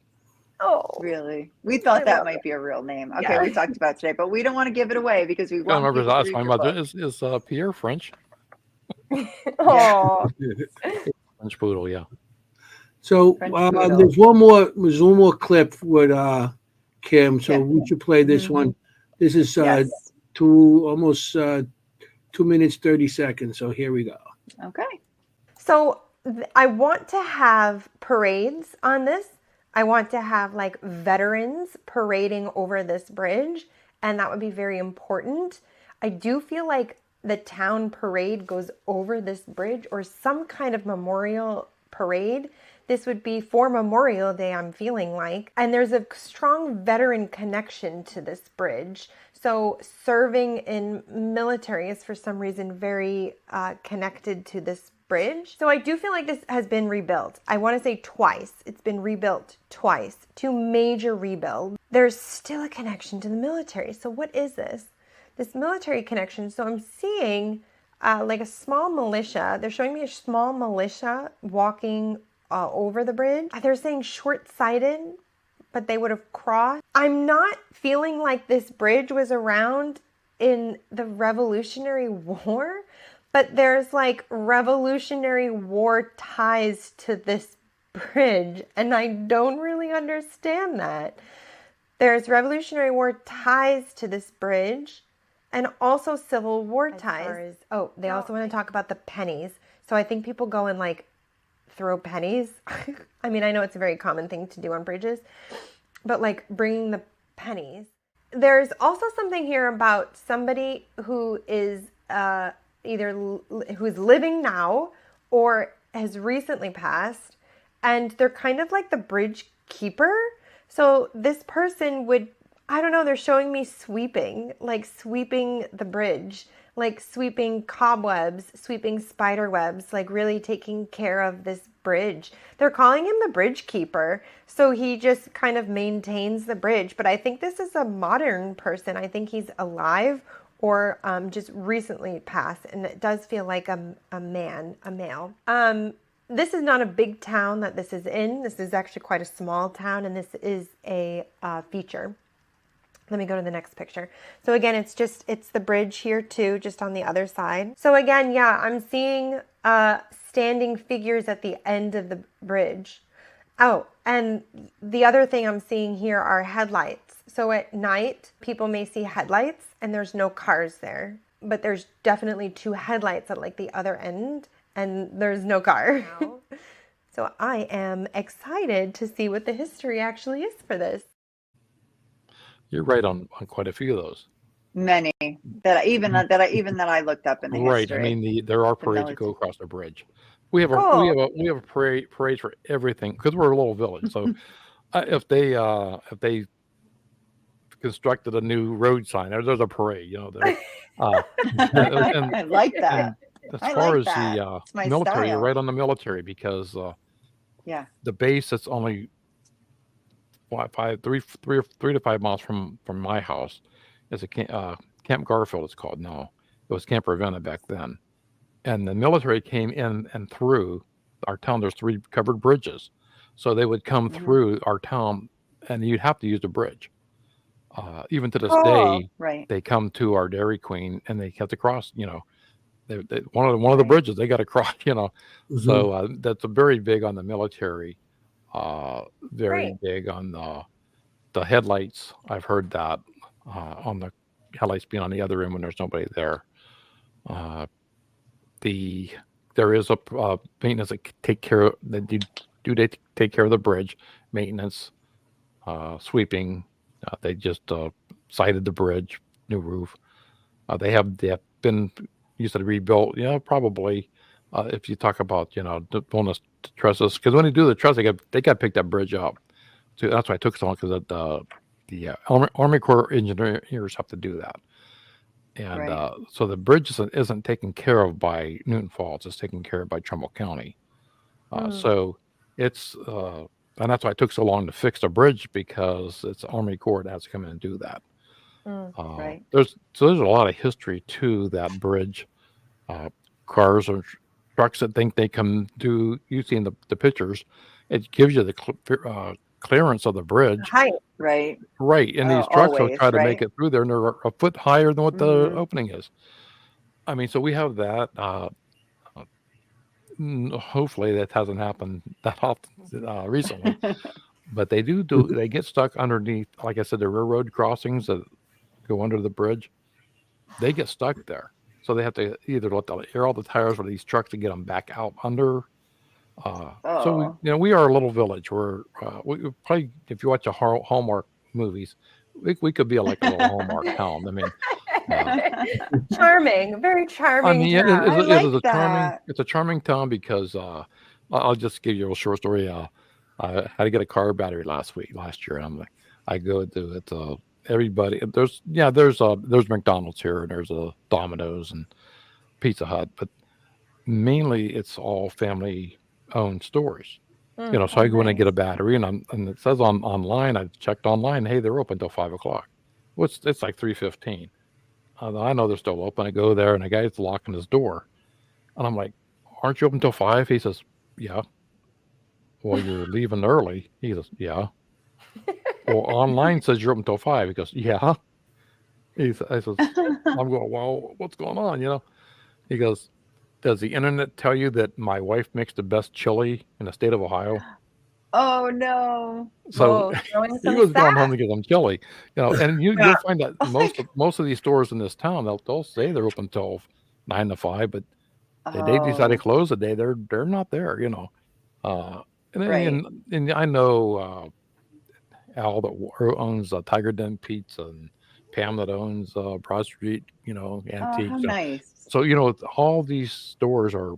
I go to Zip Lube, that's get Zip Lube. So the then the Zip thing again. Yeah, right. And you feel, when we moved here, I said, my wife said, there's no Walmart, there's no big stores, and so my friend says, well, you're right. You're literally moving in the middle of nowhere, but the middle of everywhere. So, if you travel 15 miles this way, you're going to go to Warren. You go 15 miles this way, you're going to go to Austintown. These are all bigger cities that have Walmarts and, Okay. bigger stores, So, but we're a small community. And so I get excited when I found out about the Crybaby Bridge. I says, I can't be the same bridge I'm talking about, And, so, and I think really. if you listen to that video, that episode today, podcast. Yeah, right. It was that was kind of eerie, because I left early in the morning. So you tell your whole story of that in your podcast. I did, and there was no rain. It was on my way there, and all of a sudden this huge thunderstorm rolls in. It must have been creepy. Right, and here I am trying to listen to a baby or something, and it was. Maybe you weren't meant to hear that, baby. Yeah, it's hard doing EVPs and filming outdoors. It's hard. We're for the paranormal. A lot of times the investigation, we're like, we need it quiet. We need it perfectly quiet. Yeah. And in reality, 90% of everything is not quiet. If you plan one of the tools, it doesn't happen that way. Yeah, one of the tools we use a lot is Jenny has what's called a DR60, which is a voice recorder, but it's very good at specifically picking up voices or other it's very good at filtering out. So that we've had good luck with that, especially when there's been some noises around. It actually tends to pick up just the voices. Yeah, it's also a piece of tool. Right, you're able to distinguish. Yeah, that it's a voice. Right. Military. I don't want to forget. I did when I looked up the history with the bridge and everything. I know some of your bridges were turned to concrete specifically for World War II to have the military needs shipped across the bridge. So there you go. You literally turned to concrete in 1942 and 1943 for that reason. Right. And what military base is this again? You said Garfield? Right now it's called the Garfield base. It's called Camp Garfield. It's a Ohio National Guard base. And the government's looking at making this one of the nuclear sites. So we have silos out west, but they want to put more, which makes sense to me, more on the East Coast. Because I think we're still in competition with Buffalo, New York, and another one. I can't remember. Okay. I was just talking to somebody last year, talking about Dairy Queen. I was there, and this whole group of people, military showed up, and I'm like, I just out of the blue asked him, what is it true that they're going to put some nuclear silos? And he goes, I said, should I be a little bit worried, living in their backyard? And he goes, dude, if you lived in Niagara Falls, right, or New Jersey, you might live 6 seconds longer. They'll if you live there in New York or New Jersey, you'll live 6 seconds or 6 to 10 seconds longer. So, in other words, don't worry about it. Right, you're still gonna die if there's an accident. Oh, what a horrible way to look at it. It's okay. I think you got to worry more about Yellowstone volcano erupting than that stuff. Yeah, exactly. But they usually give us warnings here in town when they're letting off the big bombs. That's when they go into their training. Now I can actually feel like what would maybe feel like living in a bomb infested. If your town's bombed, because our whole house rattles. I mean, the first time we moved here, I thought, honestly, God, I thought a plane hit our house. Wow! Because it shook so hard. And when my neighbor came out and says, no, they're just on the big bombs today, and you don't know when they're going to do it. It might be like 2:00. They usually start like 10 in the morning. And so all of a sudden the house starts shaking? Well, yeah, they'll off the big bomb. And then the big bombs were Your used face, the huge craters. Well, on Sundays I know you can hear your like face is killing me. You're like, what? Sorry, I can't. I know I cannot. I have a very hard time controlling my. I am. She's like, that what is happening?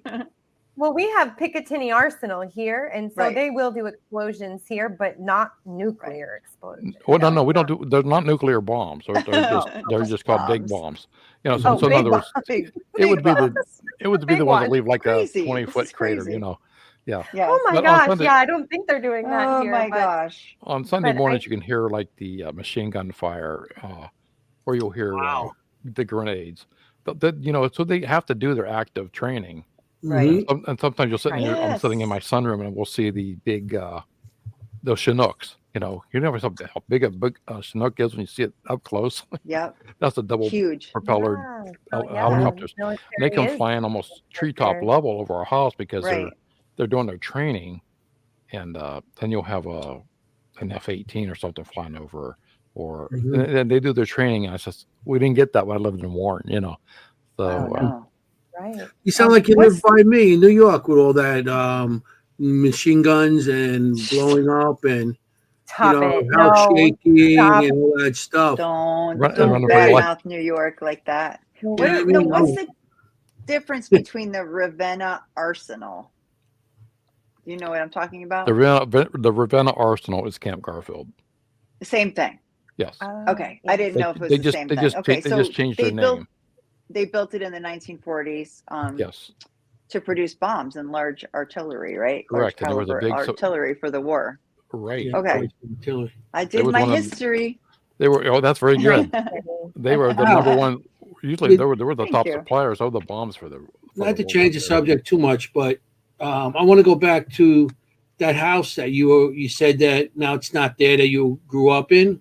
Yeah. Do you have pictures of the land or of that area? I do, and I'll send it to you. Okay, Yeah, send it to her because I would I love mean to. Kim You might can draw. get a reading, and I could probably if I get something, I'll draw it. I know I had a picture of the house, and I can't find that picture. So either my brother or my sister may have it. I'm trying to find. I know I have one picture of the outside of the house. I would When love you to see find it, that. you know Having the read the author, But I book. send can't it. find. I can't find that freaking picture. You know. But I did drive by with my brother-in-law about a year ago, and I took a picture of. I want to go down and take some pictures of what's in the book. So I took a picture of where the train depot was in Warren that we jumped on that train. Mhm. Now to this day, you know, those tracks are taken out. The tracks aren't even there. So where we went down in the embankment behind the log cabin, that's all overgrown. I was like, how the heck did we even get down that embankment because it's so steep? Mhm. So that's you know how you have the land erosion and you know Yeah, the yeah. grounds. No, it's going to change. The Mhm. log cabin is a second log cabin. They rebuilt it. Mhm. I do have pictures of the original log cabin though, and Oh, good. I mean, you could send us any pictures, and if we could, help We you would out, love it. Absolutely. we would love to help you. Yeah. You know? Yeah. yeah. So only thing I can do now is I got to go to the library because I go to I went to City Hall. I went to the title office, land office. I'm trying to get just information on this house. And it's so hard that once a house is gone, Mhm. so what we're doing now, my wife and I, we're going to the library, and I'm going to the archive, you know, the fish that you do on the computer, and I'm Microfiche, yeah. So Yeah. I'm going back All and the trying to fun. get the. Now I'm back to 1924. Uh-huh. So I'm just trying to find out if any. I heard, I don't know how true this is, but I heard that when the house burnt down, somebody perished in that house as well. So I'm trying to get more information on the house. So when I do my book too, because it's picking up from in book one, it stops in 1971. Right. Book two is going to pick You're up in 16 in that right. time. So book two is going to pick up in 1985. So that's when good. that's when the tornado. So there is a book too, everyone. Yeah. Just so you know, Awesome. there is a book too. So I have three. Well, three. They've been building up, but yeah. The oh gosh, did I already forget it? So one thing I wanted to say. So locations, in my experience, if like something happened there, they tend to attract similar things. So if something had happened in that house 100 years ago or however old it is, it may be more likely to have some kind of event beyond that, and it'll kind of almost snowball sometimes, like the energy of a place. The other thing I wanted to say too was, why now? Why write this book now, Al? It was published in 2024. That's a good question. I had a question asked me last week. Why did you wait so long? Why it's an now? obvious question, right? Yeah. Because I have another statement after this too, but yeah. Why now? Because I had when I talk about the guardian, I've had like a guardian angel. Well, last year I had to put my father into we didn't at that time, but I'm taking care of my dad who has Alzheimer's.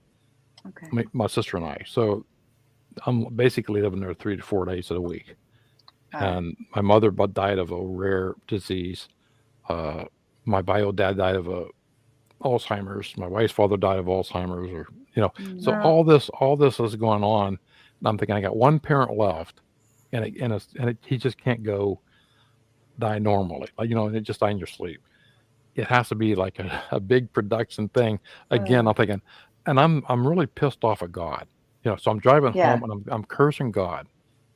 I am really blessing, and I'm not that type of person. I'm not a person to, like just lose it, and like a mental breakdown. I'm not that person, but I felt like I was that day. I was driving. I'm stopped at this intersection. I'm out in a freaking cornfield on my way home, and I just hold on to the steering wheel, just cursing God, like, damn, And I went. I looked both ways. I go. There's no car coming. None. I go to take off, and all of a sudden there's a car coming at 70-some miles an hour. I didn't see, and it's probably 15, 20 feet away from me, heading straight towards me. Now I'm thinking to myself, how your life goes in front of you, and my wife, my kids, my grandkids, and I'm thinking, it's done. I'm done. I'm just praying that they'll be okay. And that's what I'm thinking. Next thing you know, I'm holding on to the wheel, and I'm on the side of the road, and he didn't hit me. It's like he veered across the road, hit the stop sign, went down to like a 15-foot ditch. And the reason why I say 75, that's what his speedometer was stuck at when he was in a ditch. Oh my God. And he should have hit me. I mean, honestly, he should have hit me, and I shouldn't be here. And I'm like, that's my guardian angel. I kept thinking I was saved. Here I was blasted God. Now I'm praying to God, like, God help me through you. God. Dear God. He was like, I'll show you. Exactly. So why writing a book now? Because I feel like that right now is the time to write. I want to be 70. So it's like, I mean, I'm not gonna say how much longer I got, but I'm just saying that I should have wrote it years ago, but I'm thinking who would listen to me then. But now with the way everything is today, I think maybe people are a little more acceptive of the paranormal. Exactly. Yes. Then if you would have came up with this book 20 years ago, you would probably lock you up. I mean, like in the one story, when you call the cops and the cops come to your house, are you going to tell them, a ghost? It's not a human. It's a ghost. They're going to lock you up. Right. I mean, yeah. Now is a good time, I think, with the way stuff in the air, with the people's like more accepting. I mean, how many podcasts I'll turn on the paranormal or Facebook, even Facebook groups like yourself. I mean, you guys are. Can you imagine going somewhere, 20 years doing what you're doing now? No way. 30 years ago, forget it. If four or five of you guys showed up at a place, they're like, I lost friends back in the 70s and everything in the 80s because they thought I was crazy, and here I am going to cemeteries by myself, and everybody thought I was crazy. I just wanted to get answers. So another thing, and you called it the supernatural, not the paranormal. It was all supernatural. When the paranormal thing started, to the TV show started. Just like Kimberly, you would have, labeled out there. I mean, because all we had back at that time, like people that do what you do now, were like, they had tarot card readers, and you did the future. You could predict the future, or look at your hand and the line. I remember that, and they were always considered crazy, Now that's more. I see police departments bringing in mediums to help on cases. Sure. Right. So I mean, times have changed, and And again, with I hope pray to God that I don't get the Alzheimer's or dementia, but Yeah. I want to remember now what I can remember of the time and try to get as close as I can to the story. Yeah. Yeah. You know, But that's a lesson for all We of got us, 5 really. minutes. Yeah, Kim, you want to ask your next question, and then Yes. Yeah. And I want to read a quote from your book. Good. Before we go. So I was just going to say, I love that you wrote this now. And when the time is right, and it'll just flow out and it'll be easy and effortless. And you are an excellent storyteller. The story just flows from adventure to adventure. And also, I've found that locations will find us almost. So there does feel like, I love that you're doing a second book. I'm excited for that. I know, me too. Because there's still some stories of this house that want to be told of this land. Yeah. And it wants to come out, and it is, and I think a lot of people are being more receptive to that and finding their muse, and they've definitely found their muse. So thank you for bringing that out. Yeah. And you can find this book on Amazon, correct? Just before we'll do I know we have 4 minutes. So make sure people know. You can do Amazon, Barnes and Noble, Walmart. There you go. Apple. Almost anywhere. Kindle. Yeah. I'm so blessed with the people that are buying this book and supporting me. I'm getting messages every day on, and it touches me, because you have the audio also. And I have it in process. So okay. Good. It's not there yet. Okay. Okay. I want to see how the book was doing, and no, let us know. Anthony's a listener. Definitely. I'm a listener. Hey, I can't read, what I'm saying? That's why I do this. I became an electrician. Hey, because I can read, I can tell colors. I can tell different color wise. Don't. He's really good at what he does. So, I'm going to have to say thank you, Al. Yes. For coming on. This was awesome. We had a great time.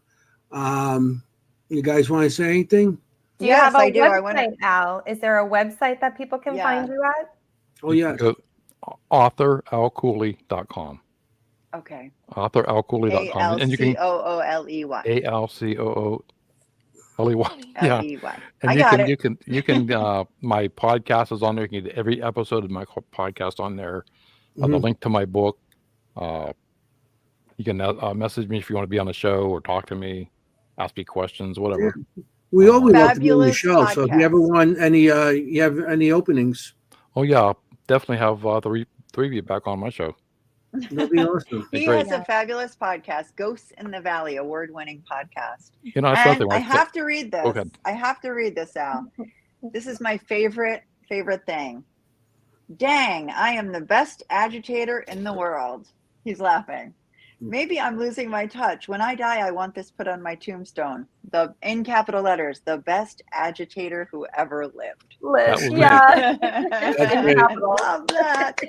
Yes. My sister says, you were the best agitator, because she wanted to kill me half the time. I love that line so much. The best. I can see a 12-year-old boy going, yeah, when I die, I want to be known as the best agitator who ever lived. That's another thing. I try to make it into the eyes of a 12-year-old. So charming. This book is so charming and so wonderful. Read it. Everybody read it. Go buy it. Read it. Yeah. And so true stories. It's true. It's based on a true story. Not the whole thing, but I mean, when you're reading it, it's like, what? Yeah. And check out Ghosts in the Valley today. Came out today. Crybaby Bridge. Awesome. Cool. It's a short. It's one of my short. I think it might have been one of my shortest ones I've done. But it was just. Where can they find Ghosts in the Valley? They can. Ghosts in the Valley can be on Apple, Spotify, iHeart. Okay. Great. Facebook, you can find them. All right, we got a minute here, so I got to say thank you again. We thank you, Al, again for coming on, and we had a great time. Yeah, your stories are awesome. They really great were. Show. And I think this was a great show tonight. We really had a good show. I just want to say thank you to the audience, everybody that came and listened to us and just came out to say hello. And check out Al's books. Who's up next? Who's up next? Next week. We got Carrie Fisher. Carrie Fisher. Hopper. No, Carrie Hopper. We got the wrong Carrie. Carrie Hopper is an ongoing on thing next with week. us. And I'm not going to say what it is because Kim has to do her reading on it first. And there's going to be I can do earmuffs. Yeah, earmuffs. But yeah, next week's going to be a good show. So I just want to thank everybody. Just want to make sure everybody support your historic locations. They're going fast. If you don't want to do it as a paranormal, you can just go there as a historian buff or just visit. And and I just also want to say, be safe out there. You want to look for ghosts. You don't want to be a ghost. All right. Good night. Good night, everybody.